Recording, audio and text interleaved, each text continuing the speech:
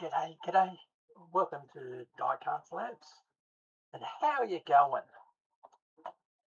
Yeah, I know it's a little bit few and far between with what I've been putting up on YouTube.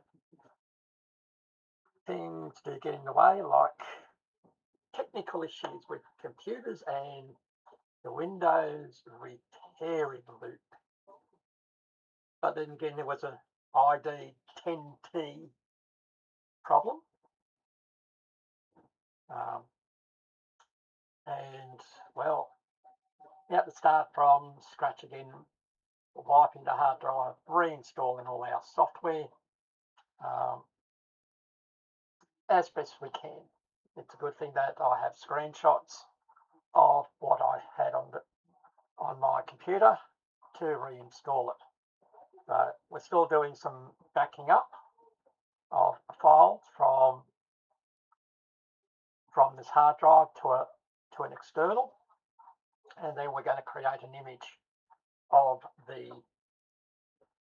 whole system, so that instead of taking 2 days to reinstall everything and testing, hopefully it will, should it happen again, we'll have it back up and running, within a few hours.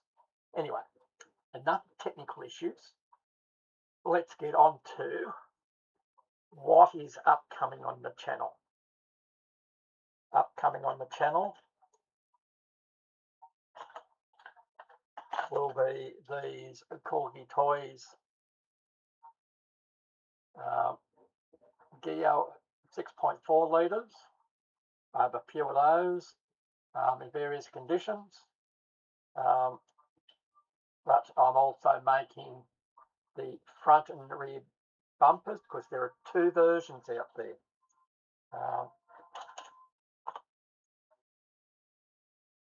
We have the version that the likes of Steve Flowers have, but it will not fit into this casting because the rear bumper, there's the camera up there, have different tabs. This one has a different tab, so I'll be taking photos of this and creating these bumpers so we can go the 2 styles. So if you need the bumpers, not now, we're in July, after September, or more likely in the new year, we'll have available the 2 types of bumpers for the Corgi Gear 4.6 litres. That's the one project that we're working on.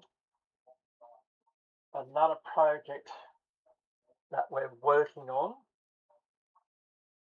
here is a model that I started doing a long time ago. It's a Revel model. It's from Deal's Wheels, and this is the old school bus, or so as you can see, it's based on the VW Combi split screen.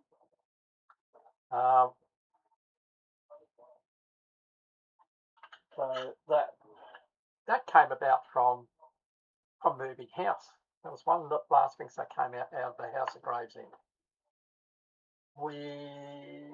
In the upcoming video for that, you'll see what I've been able to do with, so what I thought I had missing parts, but it ended up I didn't, but we're doing something else.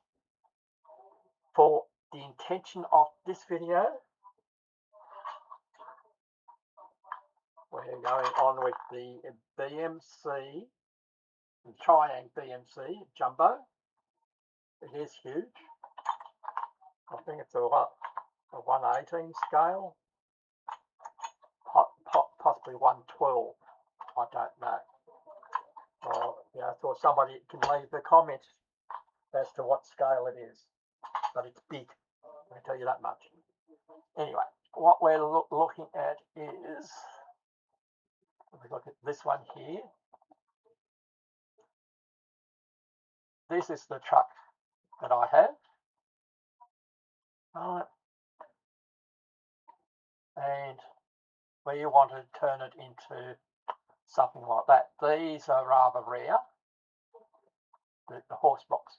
A lot of them are, sort of commonly are the tippers or the flatbed. But these are hard to get are the tippers, and nobody makes these backs. When I first looked at this, I was thinking of, because I already had the file, was the horse box from Matchbox. I thought, yeah, we can do something with that, and that's what we have. So I've used the files that I purchased for the horse box, and I've resized them to fit our BMC. But because of the size of BMC, we've had to split the thing to fit into our 3D printer. Even the sort of the box here we're doing in the filament printer, the FDM printer, and we had to split it. And where I did the split was just here at the part that goes over the cab. That's where I've done the split. And I'll show you what I mean in that. Firstly, this is the original Matchbox door. I'll just move it to one side. And then I've resized for it to fit our new box, and you can see the big size difference. So consequently, we had to split the main horse box itself. Move that to our home. So we've done the main box. This is our print bed here. I'll just move that to one side, and you'll see what I mean. That's why I had to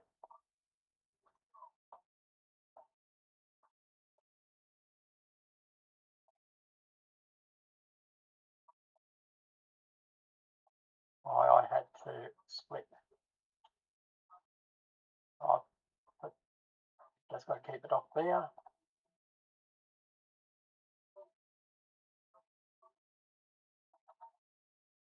And that's the thing joined together. You can see it comes into one. So we'll be gluing the two items together. That's the only way I can get it to fit. Even if I put it up on its back, and what I mean by putting it up on its back is I rotate it. This, it was mine of 90. No, the other way around.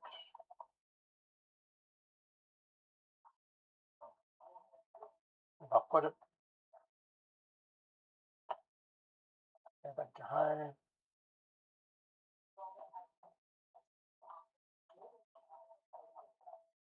Get this right, Michael, come on. We don't have that much space up the top here as to where the filament printer would be able to fit it. So I've done the best there. So that's what we're going to go with for the moment.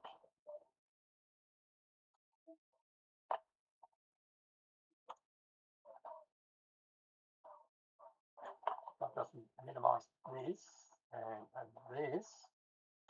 Alright, so where were we before we were so rudely cut off by Bandicam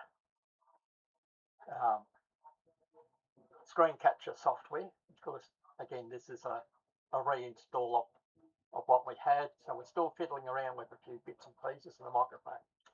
What I was about to show you was we've done already some printing, in that we've printed the door, goes to the side, and we've also already printed the part that goes over the cabin,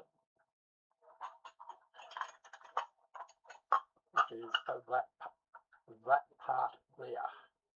So we're about to start printing off the body of before I lose myself, the body of the horse box. And I think I mentioned in the previous part that body part is a 22-hour print. So we'll do some practice as to pausing prints to see if we can do a resumption. So that way I'm always here should something go wrong. Because earlier on today I did a print, went for lunch and came back, and I had strings everywhere. Don't know why they let go, but things like that do happen. Anyway, again, these are upcoming items coming up on the channel. Also coming up on the channel will be the Lincoln Continental from Corgi. Just doing some preparation, and also coming up will be these Dodge Chargers. They'll be coming up fairly soon, once I get my act together, and hopefully I haven't broken that. No, I haven't. Good. But anyway, you've seen the back of my head. You can say, yay, mad professor. Yeah. Right, so, alright, just an update. Technical issues, again, ID10T. If you write down ID10T, then you know what I'm talking about. It's computer speak, so to say. Alright, catch you later. Diecast Labs Australia.